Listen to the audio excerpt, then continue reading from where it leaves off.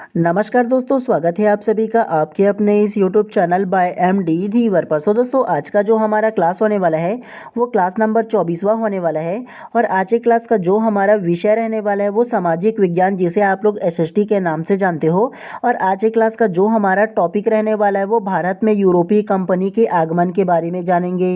तो सबसे पहले अगर आप लोगों का सिलेबस जो है ना एसएसटी अर्थात सामाजिक विज्ञान का, तो उसको दिखाओ ना। तो सबसे पहले इकाई 1 में भारतीय समाज को आप लोगों को पढ़ा दिया हूँ। इकाई 2 भारतीय सभ्यता व संस्कृति को पढ़ा दिया हूँ। इकाई 3 में मौर्य साम्राज्य तथा गुप्त साम्राज्य को पढ़ा दिया हूँ। उसके अलावा इकाई 4 में भक्ति आंदोलन और सूफी आंदोलन को पढ़ा दिया हूँ। इकाई 5 में मुगल साम्राज्य को भी पढ़ा दिया हूँ। लेकिन आज का जो हमारा टॉपिक है इकाई 6 ब्रिटिश शासन, और ब्रिटिश शासन में आप लोगों का भारतीय राज्यों के प्रति ब्रिटिश नीति के बारे में हम लोग पढ़ेंगे। उसके बाद जब आप लोगों का नेक्स्ट क्लास लाऊंगा तो उसमें 1857 की क्रांति के कारण को बताऊंगा और उसके प्रभाव को भी आप लोगों को बताऊंगा। ठीक है, तो आज की क्लास में इकाई 6 को हम लोग पढ़ेंगे ब्रिटिश शासन के बारे में, और ब्रिटिश शासन के अंतर्गत भारतीय राज्य के प्रति ब्रिटिश नीति के बारे में जानेंगे। सबसे पहले ब्रिटिश किस प्रकार से भारत में आया इसके बारे में जानेंगे। ठीक है, तो सबसे फर्स्ट में अगर आप लोग अपना जो आज का टॉपिक को देखोगे ना, तो भारत में यूरोपीय कंपनी का आगमन, तो किस प्रकार से अलग अलग भारत में यूरोपीय कंपनी आया था इसके बारे में जानेंगे। सबसे पहले आप लोगों का ये जो सीक्वेंस है ना उसे नोट करके रखना है, वेरी वेरी इंपॉर्टेंट है। कैसे? तो सबसे पहले भारत आने वाला जो यूरोपीय कंपनी था, सबसे पहले पुर्तगाली आया था, दूसरा में डच आया था, तीसरा में अंग्रेज आया था, चौथा में डेनिश आया था, पांचवा में फ्रांसीसी आया था, और अंतिम में छठवा जो स्वीडिश है वो आया था। सन को याद नहीं रखोगे चलेगा, लेकिन अलग अलग जो कंपनियों का नाम है ना उसे आप लोगों को नोट करके रखना है, क्योंकि इस टॉपिक से प्रॉपर जो प्रश्न है ना वो बनता है इसी प्रकार से। खास तौर से कूट में ये प्रश्न बनता है। कूट में आप लोगों को दे दिया जाएगा अलग अलग ये जो कंपनी है ना उसका नाम दे दिया जाएगा, और पूछा जाएगा प्रश्न में कि भारत में यूरोपीय कंपनी के आगमन को सीक्वेंस बाई जमाइए। तो आप लोगों को नोट करके रखना है। सबसे पहला पुर्तगाली आया, फिर डच आया, फिर अंग्रेज आया, फिर डेनिश आया, फिर फ्रांसीसी आया, फिर स्वीडिश आया। सन को याद नहीं रखोगे कोई दिक्कत नहीं है, ठीक है, लेकिन आप लोगों को इसको याद रखना है। और इस क्लास में ना लगभग आप लोगों का 4 नंबर का प्रश्न आने वाला है, मतलब 4 अलग अलग प्रश्न आने वाला है। तो ध्यानपूर्वक आप लोगों को पढ़ना है इसके बारे में। ठीक है, सबसे पहला जान लो आप लोग, पुर्तगाली 1498 में आया था, डच जो आया था वो 1596 में आया, अंग्रेज जो आया वो 1600 में आया, डेनिश जो आया था 1616 में आया, फ्रांसीसी जो आया था वो 1664 में आया, और अंतिम रूप से स्वीडिश जो आया था वो 1731 में आया। तो इन सारी चीज़ों को आप लोगों को याद रखना है। सन को नहीं याद रखोगे चलेगा, लेकिन इसके जो कंपनी है उसको याद रखना है आप लोगों को। ठीक है, चलिए अब हम लोग ना सीक्वेंस बाय सीक्वेंस अलग अलग कंपनियों को ना विस्तार पूर्वक पढ़ेंगे। तो ध्यान पूर्वक आप लोग याद रखिएगा, और जो जो मैं नोट करने के लिए बोलूँगा उन तमाम चीज़ों को आप लोग नोट करते हुए चलिएगा। उससे पहले आप लोगों से एक ही हम्बल रिक्वेस्ट रहेगा, अगर आप लोगों ने चैनल को अभी तक की सब्सक्राइब नहीं किए होंगे तो चैनल को पहले सब्सक्राइब कर लीजिए और बेल आइकन को दबा दीजिए, ताकि इसी प्रकार से जब भी मैं क्लास लाऊं तो प्रॉपर टाइम पे आप लोगों को उसका नोटिफिकेशन मिले। तो चलिए ज़्यादा देर ना करते हुए सबसे पहला जो टॉपिक है उसको पढ़िए, पुर्तगाली। तो पुर्तगाली के बारे में ध्यान से पढ़ते हैं। फर्स्ट को पढ़िए, प्रथम पुर्तगाली। वास्को डी गामा 1498 ईस्वी भारत आने वाला प्रथम यूरोपीय केप ऑफ गुड होप अरब सागर से होते हुए राजा जमोरिन के दरबार में कालीकट केरल में उतरा। तो इस प्रॉपर लाइन में आप लोगों को क्या नोट करना है, वास्को डी गामा जो है वो 1498 में भारत आया था, और भारत किस स्थान पर आया था, तो केरल राज्य के कालीकट में आया था। कहाँ? तो केरल राज्य के कालीकट नामक स्थान पर वास्को डी गामा जो है वो 1498 में सबसे पहले भारत आया था। तो इसे आप लोगों को नोट करके रखना है, ठीक है। और वास्को डी गामा कहाँ से आया था, तो वो पुर्तगाल से आया था। कहाँ? तो पुर्तगाल के लिस्बन नामक शहर से वो आया था भारत। तो ये दोनों चीज़ों को आप लोगों को नोट करके रखना है। पुनः यात्रा करके दिया है, इसको पढ़िए।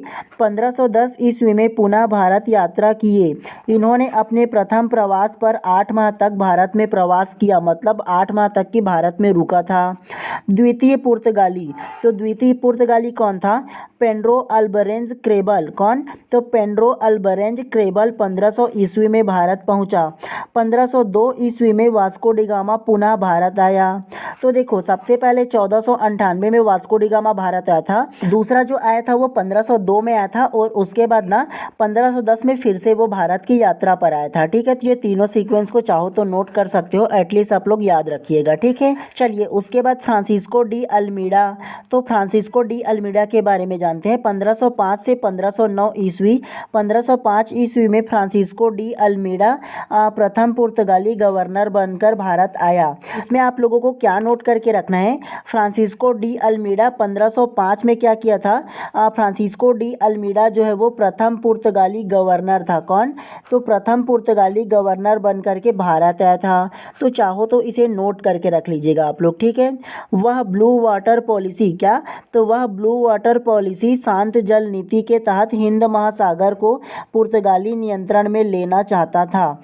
तो कौन हिंद महासागर को पुर्तगाली नियंत्रण में लेना चाहता था, वो फ्रांसिस्को डी अल्मीडा जो है वो हिंद महासागर को पुर्तगाली नियंत्रण में लेना चाहता था और ये इसलिए ना पुर्तगाली गवर्नर बन करके भारत आया था। तो ये आप लोगों को याद रखना है। ठीक है, एटलीस्ट नोट करना चाहो ना तो ब्लू वाटर पॉलिसी कौन लाया था, तो फ्रांसीसी लोग लाए थे, जिसका क्या नाम था, तो फ्रांसिस्को डी अल्मीडा नाम था। तो ये आप लोगों को नोट कर लेना है। ठीक है, नेक्स्ट को ध्यान से पढ़िए। अल्फांसो डी अल्बुकर्क 1509 से 1515 ईस्वी। 1510 ईस्वी में इन्होंने गोवा पर अधिपत्य स्थापित किया। तो किन्होंने गोवा पर अधिपत्य स्थापित किया, तो अल्फांसो डी अल्बुकर्क। नोट करके दिया है, उसको ध्यान से पढ़िए। गोवा को पुर्तगालियों से 19 दिसंबर 1961 को मुक्त कराया गया। तो ये पुर्तगालियों के बारे में इतना सारा चीज़ आप लोगों को पढ़ना है। ठीक है, पुर्तगालियों के बाद जो दूसरा में आएगा वो डच आएगा। तो डच के बारे में ध्यान से पढ़िए। सबसे फर्स्ट को पढ़िए, डच ईस्ट इंडिया कंपनी स्थापना। पुर्तगालियों के बाद डच भारत आए थे जो नीदरलैंड हॉलैंड के निवासी थे। तो डच कहाँ के निवासी थे, नीदरलैंड हॉलैंड के निवासी थे। ये आप लोगों को याद रखना है। चलिए उसके बाद कोठी करके दिया है, उसको ध्यान से पढ़िए। डचों ने 1616 ईस्वी में सूरत में एवं 1641 ईस्वी में विमलीपट्टनम में फैक्ट्रियों की स्थापना की। बंगाल में प्रथम डच फैक्ट्री की स्थापना पीपली में 1627 ईस्वी में की गई। तो इसमें ना आप लोगों को जो चीज़ नोट करके रखना है, सबसे पहले डचों ने क्या किया था, 1616 ईस्वी में सूरत में अपना पहला फैक्ट्री खोला था।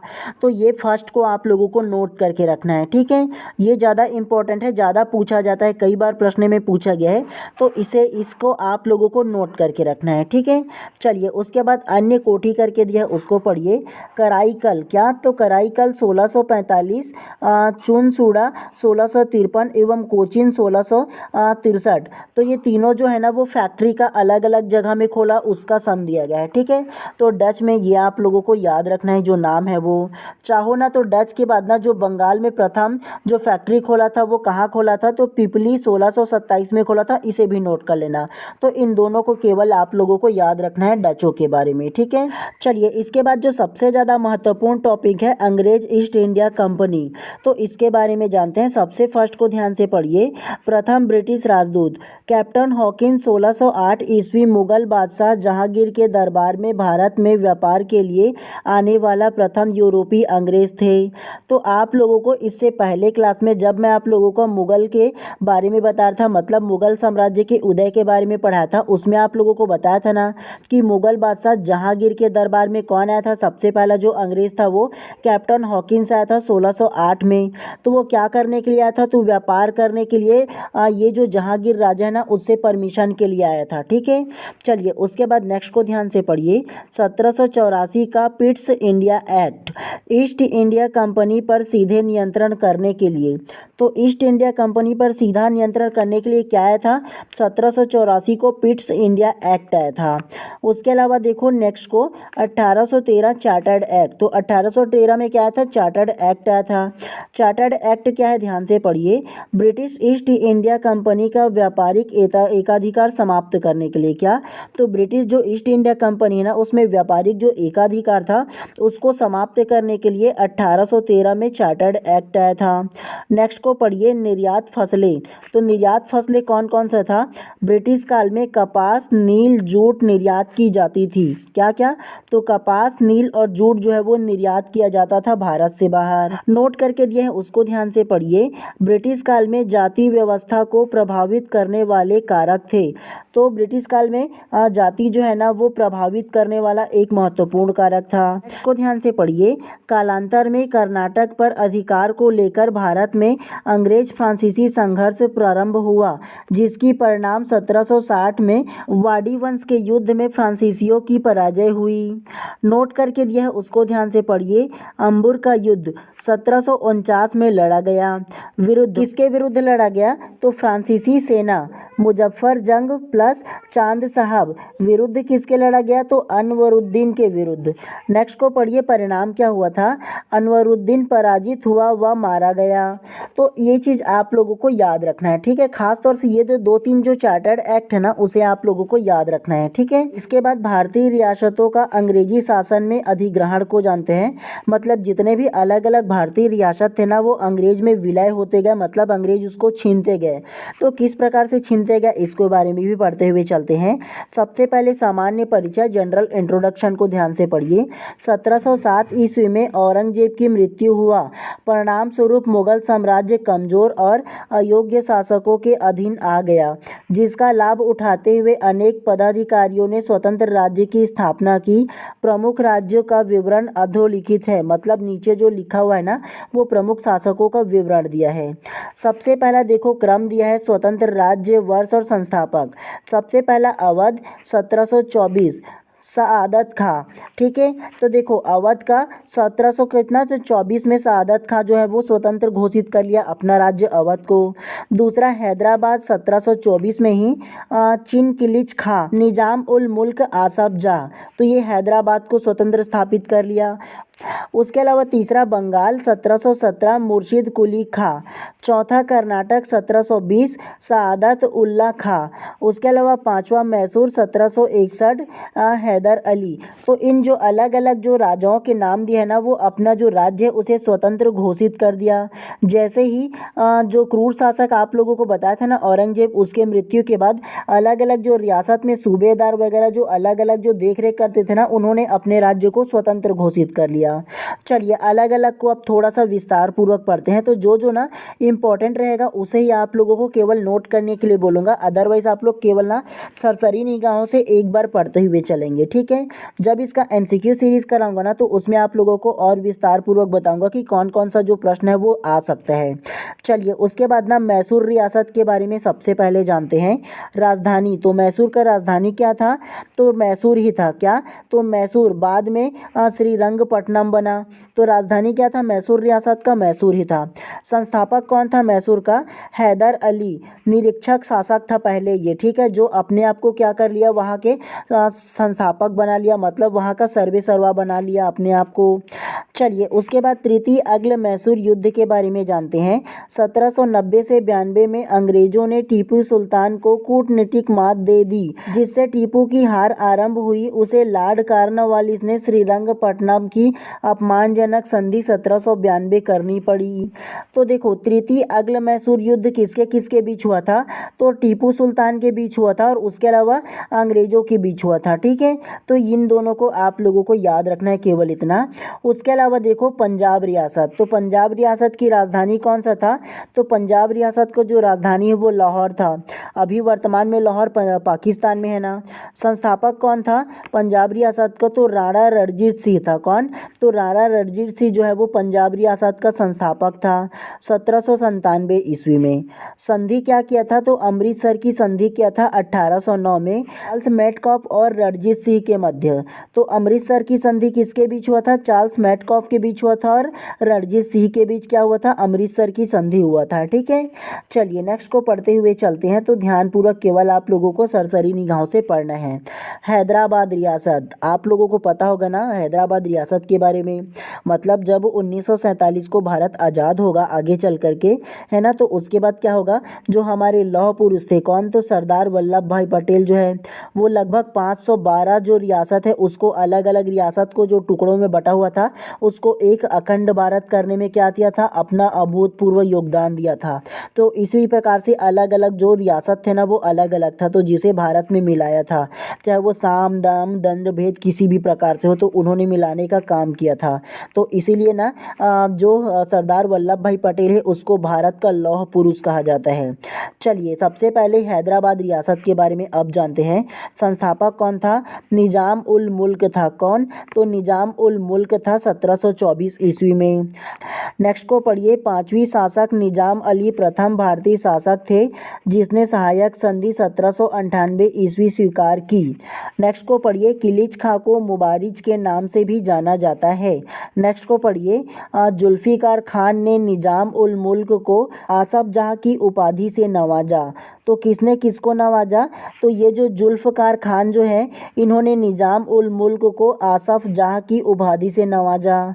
तो ये चाहो तो नोट करके रख सकते हो, ठीक है, अदरवाइज आप लोग केवल एक बार पढ़ते हुए चलना है। चलिए उसके बाद ना अवध रियासत के बारे में जानते हैं। अवध रियासत के संस्थापक कौन थे? तो सआदत खां था। अगर आप लोग नोट करना चाहोगे ना तो अलग अलग जो रियासत है उसकी जो संस्थापक है उसको केवल आप लोग नोट करके रख सकते हो, ठीक है। तो अवध के संस्थापक कौन है? तो सआदत खां है।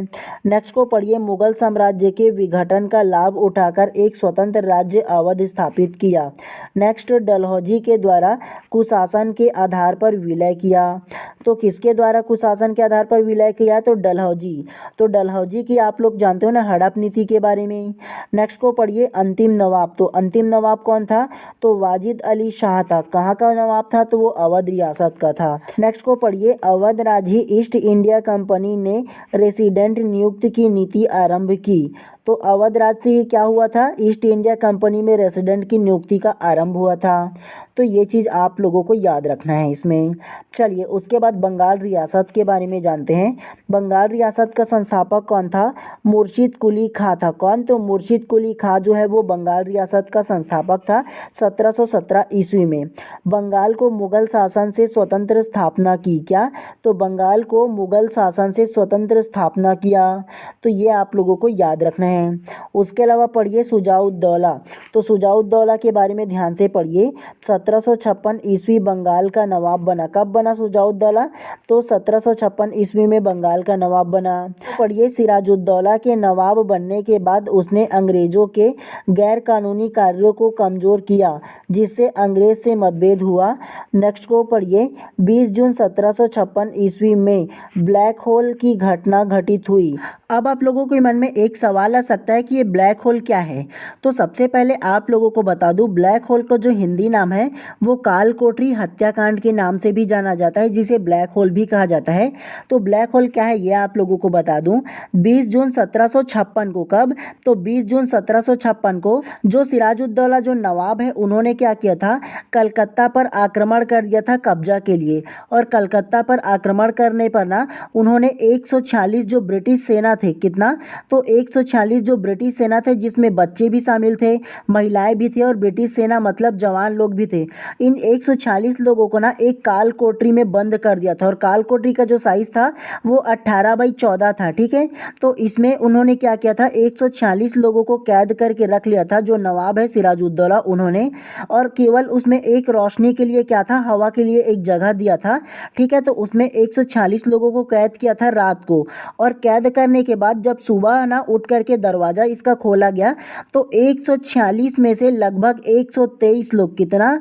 तो 146 लोगों को कैद किया गया था जिसमें 123 लोग जो है ना वो दम घुटने के वजह से मारा गया, जो अंग्रेज थे वो। और अंग्रेजों में बच्चे, महिलाएं और बड़े बुजुर्ग भी थे। मतलब बड़े बुजुर्ग कहने का मतलब जो सैनिक होता है पुरुष वर्ग ना, तो वो भी थे। तो 123 लोग उसमें मारा गया था, केवल 23 लोग जो थे वो जिंदा बचा था। तो ये जो घटना है ना इसके वजह से जो अंग्रेज जो ब्रिटिश है उन्होंने ना बहुत ज़्यादा उसमें गुस्सा का मन में भर गया। मतलब ये है कि उसके सैनिक को तो बहुत ज़्यादा कैद करके मार दिया गया बोल करके। तो ये बदले की कार्यवाही बना और जिसके कारण ना आगे चल करके प्लासी का युद्ध होगा। कब होगा? तो वो 1757 में होगा। 1756 में ये घटना होगा। तो उसके बाद जो बदला लेने के लिए क्या करेंगे अंग्रेज ना, जो है वो प्लासी का युद्ध लड़ेगा, ठीक है। किससे लड़ेगा? सिराजुद्दौला से भी लड़ेगा। तो ये जो है ना वो ब्लैक होल घटना के नाम से जाना जाता है, ठीक है। चलिए इसके बाद ना प्लासी युद्ध के बारे में जानते हैं। तो इसको ध्यान से पढ़िएगा क्योंकि इसमें से प्रश्न अक्सर पूछा जाता है। तो सबसे फर्स्ट को पढ़िए प्लासी का युद्ध। तो प्लासी का युद्ध कब हुआ था? 23 जून 1757 को हुआ था। कब? तो प्लासी का युद्ध 23 जून 1757 को हुआ था। किसके किसके विरुद्ध हुआ था? तो लॉर्ड क्लाइव। तो लॉर्ड क्लाइव जो अंग्रेज गवर्नर थे ना, तो ये लॉर्ड क्लाइव के विरुद्ध सिराजुद्दौला। तो सिराजुद्दौला जो नवाब है वो, और उसके अलावा लॉर्ड क्लाइव जिसको बोल सकते हो आप लोग अंग्रेज। तो अंग्रेज और सिराजुद्दौला के बीच क्या हुआ था? प्लासी का युद्ध हुआ था। कारण क्या था? सबसे पहला देखो ब्लैक होल, अभी बताया ना काल कोठरी हत्याकांड, तो इसको ना ब्लैक होल के नाम से भी जाना जाता है। दूसरा, सिराजुद्दौला द्वारा कलकत्ता के किले पर अधिकार करना आदि। तो देखो अधिकार किया किस पर? कलकत्ता में। अधिकार करने के बाद अंग्रेजी सेना जो थे उसको उसमें बंद कर दिया तो क्या हुआ? 123 लोग इसमें मारा गया। तो क्या होगा? लॉर्ड क्लाइव जो अंग्रेज है वो गुस्सा तो होगा ना जी, तो जिसके कारण प्लासी का युद्ध हुआ। प्लासी के युद्ध के बाद परिणाम क्या हुआ? सिराजुद्दौला पराजित, मतलब जो सिराजुद्दौला नवाब है वो पराजित हो गया, हार गया। सिराजुद्दौला को गिरफ्तार कर लिया गया और मीर जाफर को नवाब बना दिया गया। तो क्या किया गया? सिराजुद्दौला को गिरफ्तार करके मीर जाफर को क्या बना दिया गया? वहाँ का नवाब बना दिया गया, क्योंकि ये जो मीर जाफर है ना वो अंग्रेजों के क्या थे? चहीते थे, इसलिए इसको नवाब बना दिया गया। ठीक है, चलिए इसके बाद बक्सर युद्ध के बारे में जानते हैं। 22 अक्टूबर 1764। तो बक्सर युद्ध कब हुआ था? 22 अक्टूबर 1764 को हुआ था। नेक्स्ट को पढ़िए चलिए। बंगाल का गवर्नर वेंसीटार्ड। तो कौन? तो वेंसीटार्ड जो था वो बंगाल का गवर्नर था। विरुद्ध मतलब किसके किसके बीच बक्सर का युद्ध हुआ? मीर कासिम प्लस अवध के नवाब शुजाउद्दौला प्लस मुगल सम्राट शाह आलम द्वितीय अंग्रेज कैप्टन मुनरो। तो इन तमाम जो लोग थे ना उन सभी के बीच बक्सर का युद्ध हुआ था। परिणाम क्या हुआ था बक्सर युद्ध का? अंग्रेज विजयी। अभी का देखो जितना भी प्लासी का युद्ध होगा अंग्रेज जीतेगा, बक्सर का युद्ध होगा उसमें भी अंग्रेज जीतेगा। उसके बाद इसका जो भारत में ना एकाधिकार स्थापित होगा, मतलब शासन करने की जो नीति है वो सबसे ज़्यादा देखने को मिलेगा। ठीक है, चलिए उसके अलावा दूरगामी परिणाम क्या हुआ था बक्सर युद्ध का? इस युद्ध ने भविष्य में हिंदुस्तान की सत्ता किसके हाथ में होगी इसका निर्धारण किया। मतलब यह है कि बक्सर युद्ध और प्लासी युद्ध जो था ना वो सबसे ज़्यादा मोड़ था अंग्रेजों के लिए, क्योंकि संपूर्ण भारत पर धीरे धीरे करके उन लोग कब्जा करना शुरू करेंगे उन लोग। ठीक है, इसी युद्ध के बाद। उसके अलावा संधि कौन सा हुआ था? इलाहाबाद की संधि। तो इलाहाबाद की संधि कब हुआ था? 1765 को हुआ था। नेक्स्ट को पढ़िए। मई 1765 में लॉर्ड क्लाइव पुनः बंगाल का गवर्नर जनरल बना एवं शाह आलम व शुजाउद्दौला के साथ इलाहाबाद की संधि की।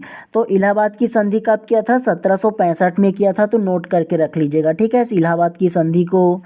चलिए अंतिम रूप से नोट करके दिया है, इसको ध्यान से पढ़िए। ईस्ट इंडिया कंपनी ने समकक्षता के सिद्धांत के आधार पर भारतीय रियासतों के साथ समझौता किया।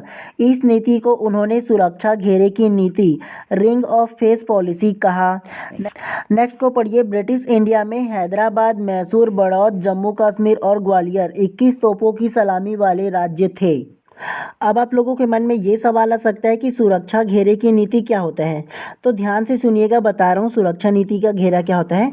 अंग्रेजों ने क्या किया था? एक पॉलिसी लाया था सुरक्षा नीति के घेरे, जिसे रिंग ऑफ फेस पॉलिसी के नाम से भी जानते हैं। इसके तहत क्या होता था?